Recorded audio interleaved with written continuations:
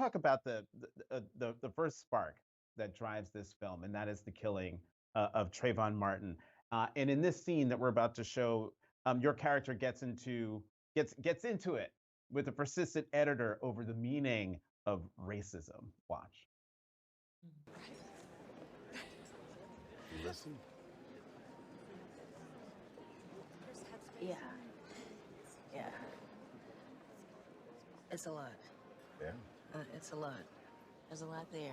But longer form stuff, questions that I don't have the answer to. So ask them in a piece. I don't write questions. I write answers. Questions like what?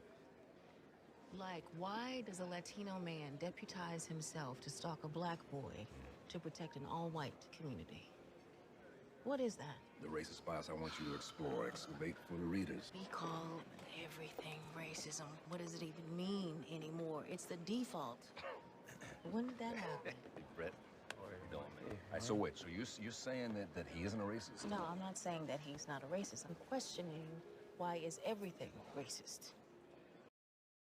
All right, so that conversation sparks a journey for Wilkerson and the movie, which is as much about Wilkerson's pursuit of an idea as it is about the idea itself. Her theory is complex. She writes, and I quote, "Race in the United States is the visible agent of the unseen force of caste.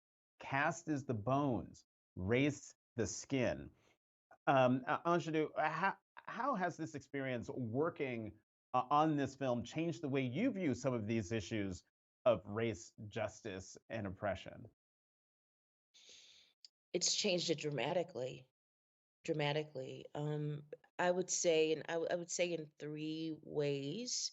First of all, she's given me language for something that I thought but did not have the language for, if Hmm. that makes sense. For example, she builds her argument with these 8 pillars of caste, showing how her argument for caste with these sort of 8 ideas. And one of those ideas is how terrorism is used as a means of control. I am from the rural South. I am from Southwest Mississippi, and I live that. I live that. It is a part of my life. Um, these statues, these flags that are everywhere, even now, where I live, and knowing the origin of that, um, gives me language that I did not have before. Knowing that these flags and these statues were not erected out of hagiography. We're honoring our fallen heroes, but in fact, that they are erected to intimidate, to Hmm. remind newly emancipated slaves where they came from and where they could easily go back to.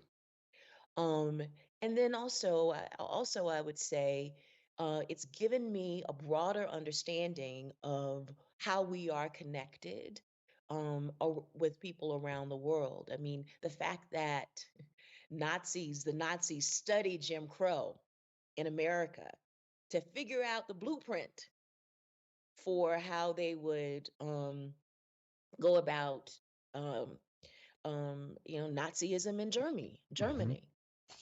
I mean, that blew my mind. Did that not blow your mind? Yeah, It yeah. blew my mind.